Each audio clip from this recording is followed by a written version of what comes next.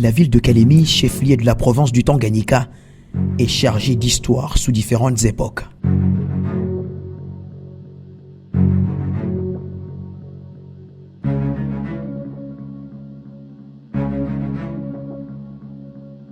Pendant la Première Guerre mondiale, les troupes allemandes avançaient sur Kalemi et les Belges devraient se défendre. C'est fit alors la bataille du lac Tanganyika.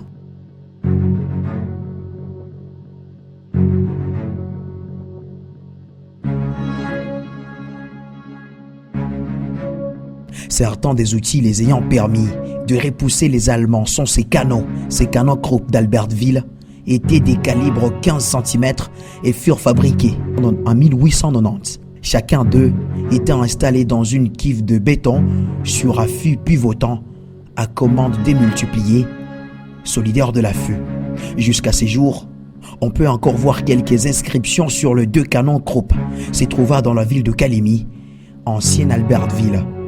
Ils sont marqués respectivement Fred Krupp SNR7 et Fred Krupp SNR8 et sont tous datés de 1891. Ils furent fabriqués par Cockerill sous les millésimes 1890. Le canon Krupp, qui a été utilisé par la Belgique pour vaincre l'Allemagne lors de la bataille du lac Tanganyika au cours de la Première Guerre mondiale, un conflit majeur qui eut lieu de 1914 en 1918, surtout en Europe de l'Ouest et en Europe orientale et même balkanique. Le Congo-Kinshasa dans la Première Guerre mondiale, la RDC s'appelait alors le Congo belge. En 1914, lorsque éclate la Première Guerre mondiale, toute l'Afrique, ou presque, est sous domination européenne. La RDC s'appelle alors le Congo belge. C'est une colonie enclavée entre des territoires sous contrôle français, portugais, britannique et à sa frontière est allemand.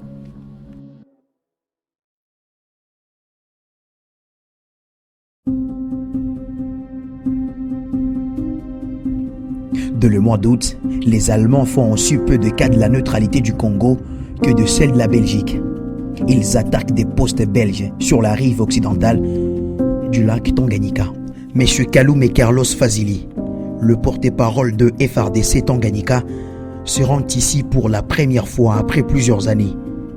Cet élément de l'armée congolaise se souvient de l'arrivée et installation hors du commun de ces canons qui sont surnommés les ancêtres de missiles. Pourquoi la présence de ces deux engins ici au niveau de Kalemi? Nous sommes en 1914, au déclenchement de la Première Guerre mondiale.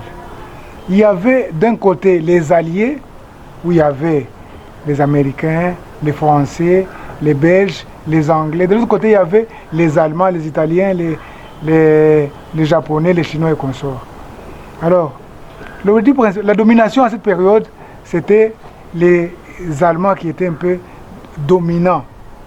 Et en Afrique ici, il y a eu quelques territoires, tels que le Tanganyika, que vous appelez aujourd'hui la Tanzanie, il y a eu les Tanganyika, il y a eu le Cameroun, le Rwanda et le Burundi. Et quand ils ont maintenant, leur objectif c'était la domination de cette partie orientale de l'Afrique, dominée à partir de la Tanzanie, Congo, jusqu'à Kilomoto, parce qu'il y avait beaucoup de mines d'or. C'est l'objectif là-bas. Maintenant, les Alliés, donc les Belges, les Anglais, les Français, d'abord cet engin c'est une fabrication anglaise. On a fabriqué ça en Angleterre, on est allé monter ça à la Belgique. C'est à partir de la Belgique où ces histoires ont pris les bateaux jusqu'à Matadi pour les acheminer ici, chez nous au Congo, à Kalemi. Et ces histoires ont pris la route du fleuve, donc au niveau de l'océan Atlantique. Ils sont arrivés à Matadi et de là ils ont pris Matadi jusqu'à arriver à Kinshasa par le fleuve et de Kinshasa jusqu'à Kisangani. Kisangani, ils sont arrivés jusqu'à Constermansville, à Kindu. Ils sont arrivés à Kindu. Arrivés à Kindu, on a essayé de démonter ces deux engins ici pour Kalemi.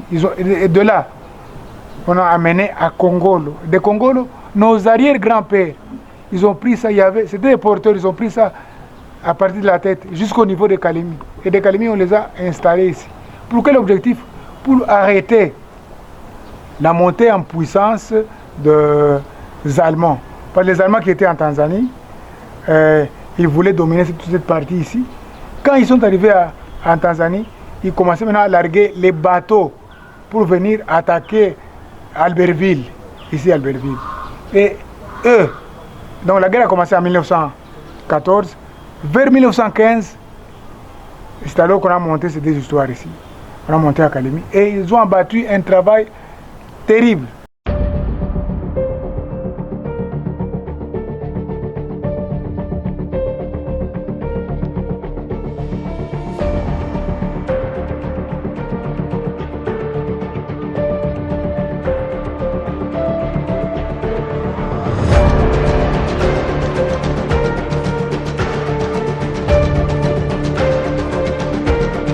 Ces deux canons, grands lanceurs d'auto-blindés, groupe SMR-7, NR-8, qui pouvaient envoyer des missiles jusqu'en 25 km, ont même détruit deux grands bateaux allemands. Énorme échec des hommes de l'empereur allemand, Guillaume II.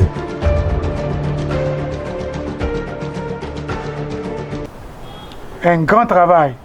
Ils ont bombardé les bateaux qui venaient de la Tanzanie à partir de Mutoa là-bas. On a fait couler deux bateaux allemands. Et ce qui a fait même l'échec des Allemands, ce côté-ci. Et quand on a dominé cette partie ici, quand les Alliés ont dominé cette partie ici, c'était leur victoire. Et ceux qui ont combattu, vous les connaissez, ce sont surtout les Congolais. Parce que en 1885, alors qu'il y a eu création de l'armée congolaise. Hein? Et qui est devenue en 1900 force publique. Et ce sont les 14 000 militaires qui étaient de la force publique qui ont été utilisés pour cette guerre ici. Ils ont combattu les Alliés.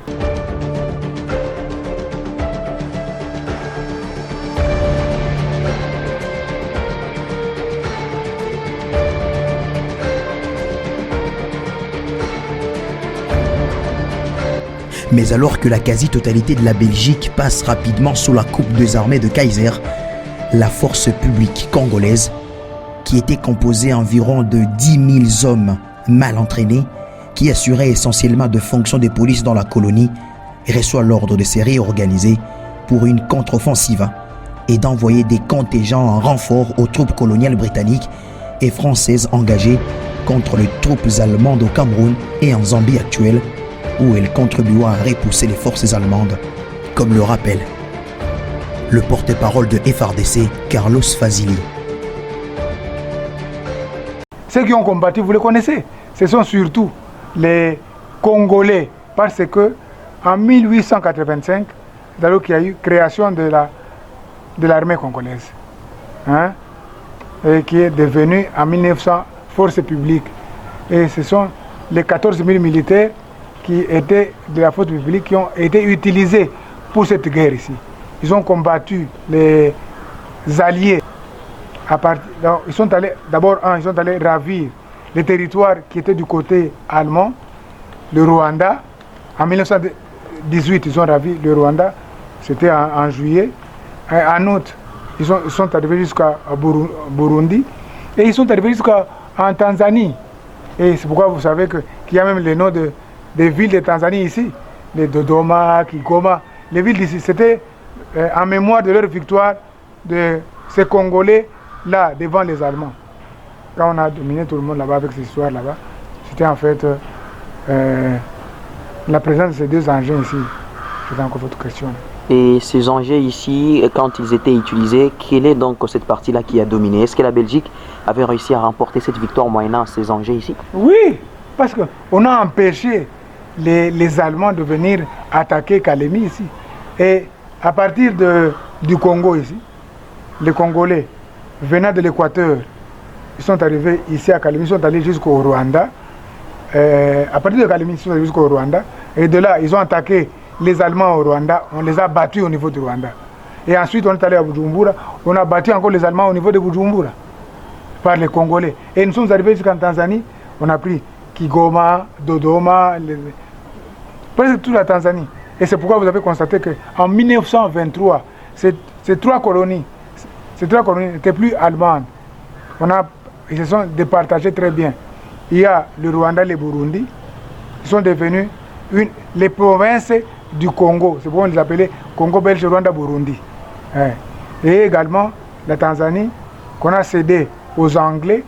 Le Rwanda et le Burundi, on a donné aux Belges, que nous sommes devenus maintenant République du Congo, Belge, Rwanda, Burundi. Le plus haut fait d'armes de la force publique reste cependant la campagne d'Afrique centrale qui voit partir en avril 1916 2 détachements de la force publique. 15 000 hommes, selon M. Van Reybock, à l'assaut de la colonie allemande. Carlos Fazeli a même une idée de savoir comment ce Satan missile était utilisé par les protégés du roi des Belges. Comment on faisait pour tirer cette fois-ci? Non, c'est-à-dire l'arme était mise ici, ce côté-ci, et on a levé au-dessus pour que ça puisse passer par cet engin. Et les soit passés par cet engin ici. Et ils étaient catapultés à partir d'ici. Ils étaient lancés à partir de ce tir. Et ça pouvait aller jusqu'à combien de kilomètres? Jusqu'à vers Mutoa. Jusqu'à Mutoa. C'est de là où on atteignait les bateaux des ennemis. À partir de Mutoa, on lançait vraiment. Ça allait un peu très loin. Même à 20 km ou 25 km. Et c'était quel genre de balles qu'on mettait là-bas? Non. Ça c'est l'ancêtre des auto-blindés. Nous avions des auto-blindés. Et ça c'est l'ancêtre des auto-blindés. Hein? C'est le grand-père des auto-blindés. C'est une balle qu'on mettait de ce côté-là, qu'on lançait. Et aujourd'hui on parle de missiles. Ce sont des missiles. Hein? Aujourd'hui on peut appeler les missiles et consorts. Les missiles étaient lancés à partir d'ici et atteignaient jusqu'à 25 km. Le 28 juillet, le port stratégique de Kigoma, sur le lac Tanganyika, est pris. Tabora, capitale administrative de la colonie, dans le centre-est de la Tanzanie actuelle, tombe le 19 septembre 1916. Partis avec femmes et enfants, les soldats de la force publique sont à plus de 500 km de leur point de départ. Placée sous commandement britannique, la force publique participera en 1917 à une autre campagne jusqu'à la ville de Mahenge, à près de 600 km au sud-est de Tabora. Sa contribution fut décisive dans la victoire de force et de l'entente en Afrique.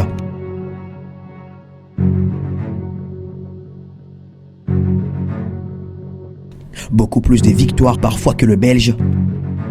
L'exposition au Parlement rappelle en photo la campagne de Tabora et présente de nombreuses scènes de vie des militaires et de leurs familles du temps de la force publique. Défilés des soldats congolais, photographies des indigènes, pieds nus aux côtés d'officiers belges, mais aussi des femmes et d'enfants de soldats, la force congolaise a été incroyable. Ces engins de guerre, ayant une position à la fois historique et touristique, devraient être conservés afin de donner leçon aux générations futures et surtout rappeler la force irrésistible de l'armée congolaise. Ça doit toujours nous rappeler nos victoires, montrer la face du monde que cette armée, l'armée congolaise, est une armée très forte. C'est montrer qu'à la Première Guerre mondiale, nous étions victorieux à cette Première Guerre mondiale. C'était en fait ça représente. Parce qu'on n'avait pas encore construit l'hôpital clinique. La clinique était construite vers les années 80, vers les années 40, 41, 42, 42, 44. On a construit la clinique. C'était avant la construction de la clinique. Et qu'est-ce que vous pouvez dire maintenant aux autorités qui laissent ce bijou, cette merveille, ces souvenirs ici en train de disparaître petit à petit? Vous savez, il y a d'abord une pancarte là-bas qu'on parle du tourisme. Il faut qu'on aménage ces coins ici. C'est un coin qui peut amener ici les gens du monde entier. Parce que vous savez, ces victoires congolaises du monde entier, ça serait peut-être matérialisé par ces images ou par l'organisation de ces deux engins ici. Et à ceux fils-là qui n'ont jamais été ici pour visiter ça, qu'est-ce que vous pouvez leur dire? Non, vous savez, quand vous montez ici, vous commencez à écrire, sur ces deux anges. C'est quand même malheureux. Que tout le monde protège cette histoire ici. C'est vraiment un gain pour nous les Congolais. Vous pouvez passer voir ces canons à la clinique d'État à Kalemi, chef-lieu de la province du Tanganyika, où ils sont encore présents, sans aucune sécurité. Les Congo est aussi le point de passage des troupes alliées. Un camp militaire britannique est installé à Kalemi, près du lac Tanganyika, afin d'organiser les convois vers Kenya.